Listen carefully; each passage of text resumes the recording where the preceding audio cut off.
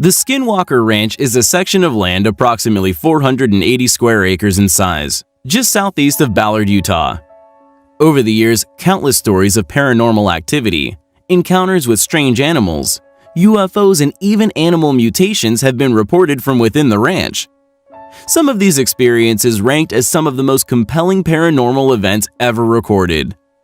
The Utes, an old Native American tribe, fought to expel the Navajo from the SkinWalker Basin shortly before the arrival of white settlers.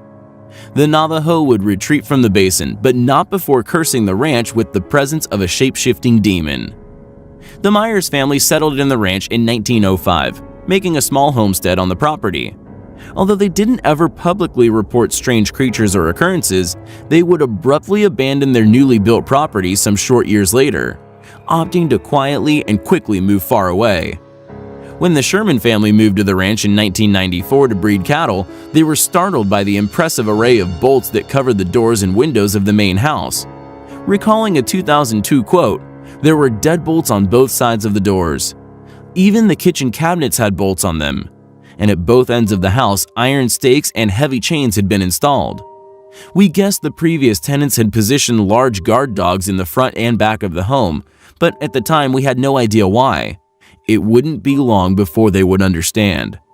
Within a few days of moving in, their livestock started being visited by vicious, strange creatures apparently immune to harm. The Shermans would get a good look at one of these beasts, reporting that it appeared to be a large wolf.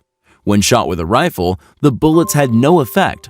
Only when blasted several times with a large shotgun would the creature desist from sadistic attack upon their cattle.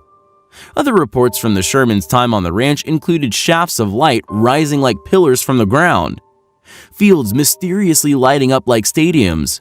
Massive, semi-visible, shapeless entities also terrorized the family, and multiple people often simultaneously heard a deep, incomprehensible, disembodied voice speaking to them, seemingly from above. Strange disturbances in their home left the family with no safe place, eventually opting to all sleep huddled together on the floor of one room. The final straw was when Terry Sherman sent his 3 dogs to chase glowing blue orbs into the woods, all subsequently being killed by the spheres. Cattle mutilations have also been a large part of the folklore of the surrounding area for decades. They became so frequent, in fact, the National Institute for Discovery Sciences founder, Robert Bigelow, purchased the land in 1996. His purchase was with the intentions to undertake extensive investigations within the ranch, an investigation mysteriously funded, which to this day has been a literal media blackout, even closing down a public road running through the vicinity. A move objected by the locals. You have to wonder what they found. Since the moment of the purchase, no subsequent activities within the ranch have been reported or even admitted to. The National Institute for Discovery Sciences maintaining a complete denial of any new events upon the ranch to this day. Not only has a multi-million-dollar operation been undertaken within the ranch, but whatever they found, it seems they decided would be better withheld from the general public.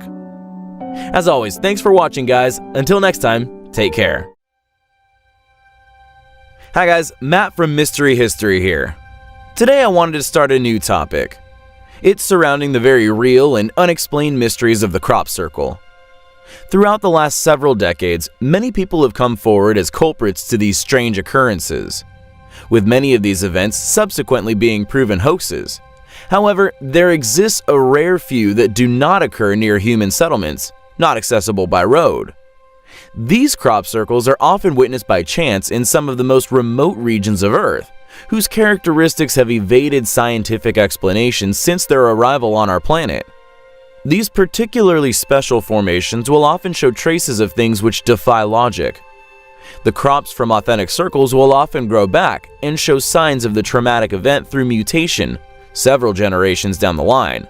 Several crop samples from remote formations discovered in the early 90s in the UK were found to have been coated in a, quote, iron glaze, which was later found to be an iron oxide called hematite. Other components present within the samples were later found to have had meteoric origins. After the iron glaze's discovery in 1993, all subsequent unusual crop circles were tested for traces of iron oxides. Many crop and soil samples since then have shared similar characteristics. Tiny metallic magnetic spheres are also often found within soil samples accompanying the formations. When young maize has grown out from a real crop circle's harvest, they have exhibited strange characteristics, such as unusually uniform growth and germination rates. The seed from crop circles that occur on mature plants often exhibit a significant increase in growth rate and vigor, up to 5 times that of control seeds. When scientists and many other types of professionals have attempted to replicate these crop formations, they have utterly failed. The real formations can stretch many acres and often appear overnight, an impossible task when you realize that each corn stem has been laid in differing directions, somehow manipulated individually. The crops will often show signs of scorching from an extremely high temperature, with traces of plasma found on numerous occasions. The scorching is only ever at the base of the stem in a small location known as a node. When the crops grow back, these affected nodes usually enlarge by some centimeters. No one has been able to replicate these formations or how they could possibly be created. Whatever's making these circles might not be human after all. If the creators of the crop circles are of extraterrestrial origin, this raises some interesting, if somewhat concerning, questions. For example, what would be the formation's purpose? How would you communicate with a being from another planet entirely? Maybe this is the question they are attempting to answer. The archaeological site of Assos, located in the southwestern part of the Biga Peninsula. The location of the Assos settlement is unique in its exquisite and once highly complex design, an effortless mingling with that of the natural environment, combined with the foundation of the architecture. It is also home of the world's most peculiar burial tombs, now known commonly as the Meateaters. They are notoriously known throughout the region for their unique ability of being able to dissolve the remains of the locals in surprisingly short periods of time. The Meateater tombs are clearly ancient, yet their true antiquity is still unknown. They were originally cut to rough designs, with their interior and detailed decorations completed in the graveyard. Some long-term investigative researchers at the site are fascinated with this phenomenon and have been eagerly trying to figure out just what's causing the bodies to decompose so quickly in these particular tombs. The current favorite theory is that of a high content of aluminum within the stone used, some claiming that the aluminum material is what's causing the fast decomposition. Maybe the locals of Assos somehow figured out that aluminum could corrode flesh if added in specific quantities to the stone, subsequently putting this material inside the tombs to decompose the bodies within a short period of time. The Meateater tombs of Assos become more famous every day as more and more specialists become aware of their fascinating and unique characteristics. Professor Nuriddin Aslan, head of the archaeology department, thus head of the excavations in the ancient city, told us, quote, "The fact that these tombs were exported to different countries shows that they were very expensive and highly sought-after tombs. Just how do the Meateater tombs work? Regardless of the currently peddled theories, we still do not know. They remain an enigma to science and a mystery to history."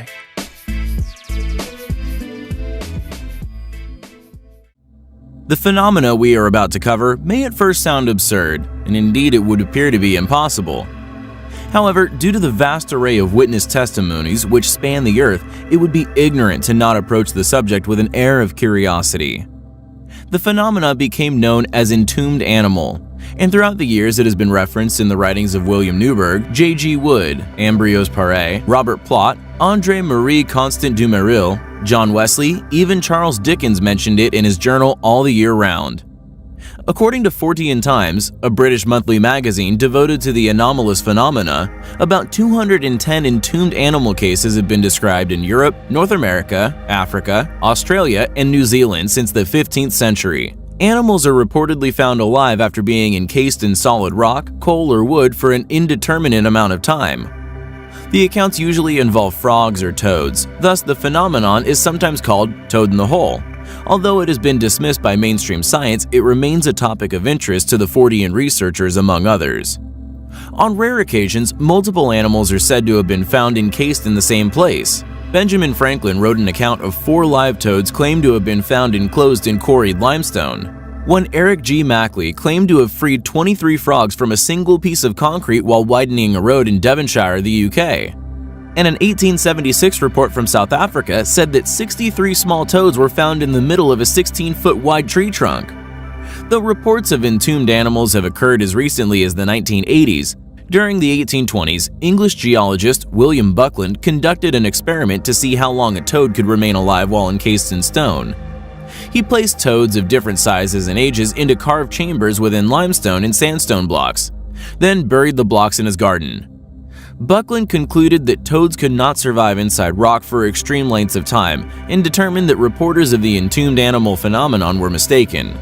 In an article in an 1890 Scientific American, a writer declared, quote, "Many well-authenticated stories of the finding of live toads and frogs in solid rock are on record." While a few years later the editor of the magazine Nature argued, quote, "It matters little to tell the reporters of such occurrences that the thing is absolutely impossible, and that our believing it would involve a conclusion that the whole science of geology, not to mention biology, is a mass of nonsense." End quote. Assuming that out of the hundreds of reports from around the world, some were actually true, then just how did these animals become entombed in stone? And how did they survive? The last official report was in the 1980s, so we may have to wait a while for another occurrence. Thanks for watching, guys, and until next time, take care.